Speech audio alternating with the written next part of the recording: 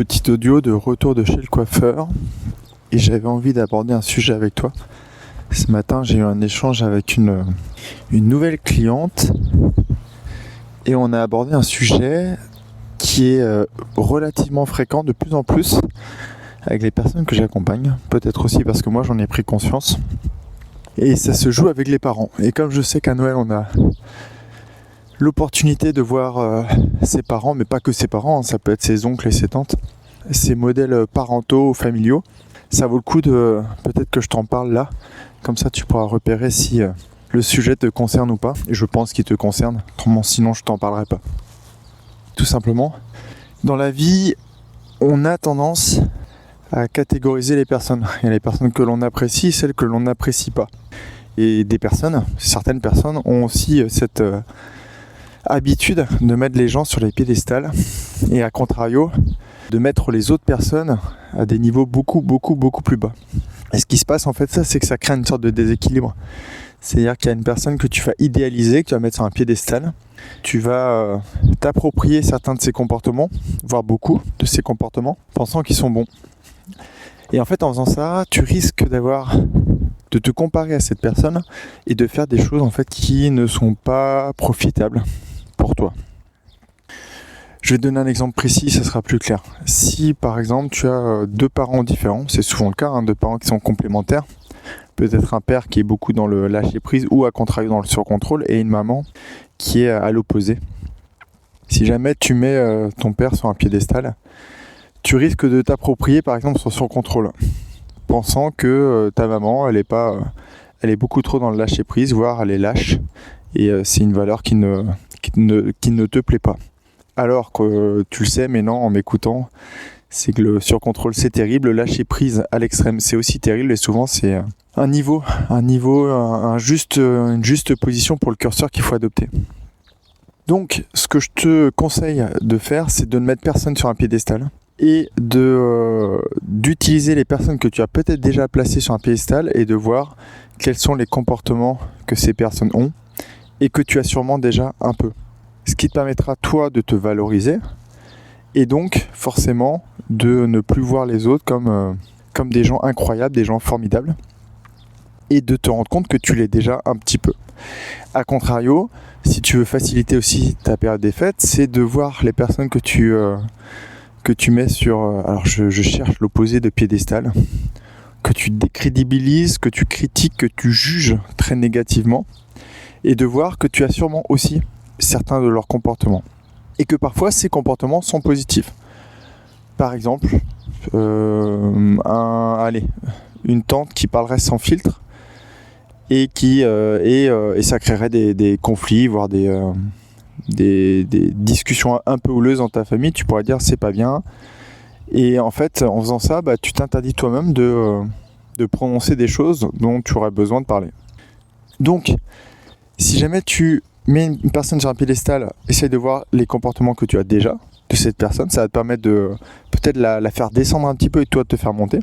Et à contrario, si jamais tu te sens largement supérieur à une personne, essaye de te faire descendre un petit peu et de la faire monter. Comme ça va permettre d'assainir votre relation. Et toi de découvrir des choses, peut-être des comportements que tu t'interdis d'avoir parce que tu as considéré que c'était mauvais, parce que cette personne que tu n'apprécies pas forcément les a. Ça peut paraître un peu perché peut-être comme réflexion, mais je peux t'assurer que faire ça te permet d'équilibrer ce que tu ressens avec des personnes dans tous les sens, que ce soit négativement ou positivement. L'autre avantage de faire ça, c'est que tu vas t'autoriser les comportements que tu n'avais pas, tu vas peut-être réduire certains comportements que tu pensais très, très bons et qui ne le sont pas vraiment. Et ça va te permettre tout ça, encore une fois, de trouver un équilibre interne beaucoup plus important et peut-être de mettre le doigt sur des comportements qui te plaisent pas, tout simplement. En fait, tu travailles sur tes ombres, tu travailles sur les parties de ta personnalité que tu n'apprécies pas, que tu caches. Le problème de cacher ça, c'est que tu n'es pas toi-même. Mais je m'intéresse beaucoup à ça, en fait, parce que je me rends compte que plus tu mets une personne sur un piédestal, plus tu peux être déçu de ses comportements. Plus à contrario, tu mets une personne sur de l'autre côté, j'ai toujours pas trouvé le terme, plus tu t'interdis en fait, plus tu te coupes de ce que pourrait t'apporter cette personne. Et donc c'est bien dommage. Bonjour messieurs, dames. Bon, j'ai été coupé un petit peu, il y a un peu de bruit à l'extérieur. Et toujours pareil, en fait, plus tu as une vie qui est équilibrée, moins tu as de frustration, moins tu as de déception, moins les émotions sont intenses. Je te donne un dernier exemple de ça. Par exemple, ma petite fille qui est actuellement malade à 2 jours de Noël et qui depuis 10 jours me dit « Ah, j'ai hâte à Noël », qui compte les jours, les heures. Et c'est génial. Mais là, en fait, sa déception est à la hauteur de son excitation. Plus tu es excité par quelque chose, plus tu mets quelqu'un sur un piédestal, plus le jour où ça se passe pas, où ça se passe mal, où tu découvres quelque chose que tu n'avais pas compris, et ben en fait tu es déçu. Donc la déception fait partie de la vie, mais c'est juste ça en fait. C'est plus tu vois le côté positif d'une chose, plus quand le côté négatif apparaît, en fait ça crée du malheur, de la tristesse. Donc c'est toujours vachement intéressant d'équilibrer en fait toutes tes sensations et d'essayer de repérer toujours le côté pile et le côté face des événements, le côté pile et le côté face des personnes. Et comme ça, toi aussi, ça te permet d'être pile et face. Et si t'es pile et face, en fait, t'as un peu tout.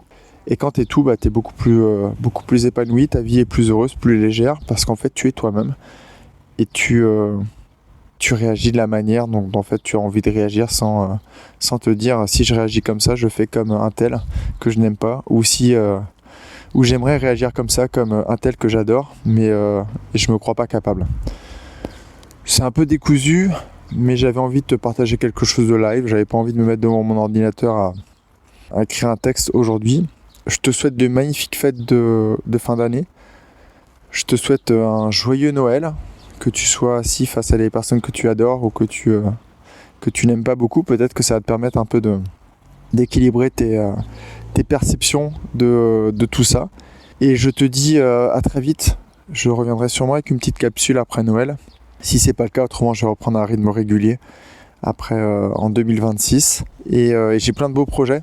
Et cette année, j'ai décidé d'arrêter de les rêver, mais de les mettre en application. Donc peut-être qu'on aura l'occasion de se voir en présentiel, parce que j'ai envie de mettre du physique et de voir les personnes, de voir mes auditeurs, de revoir mes clients, mes clientes, et voilà. Allez, je t'envoie plein de belles énergies, je te dis bye bye. J'espère que cette petite discussion t'aura permis d'ouvrir quelques réflexions, et que ça te permettra toujours, dans tous mes épisodes, c'est ce que j'essaie de te faire.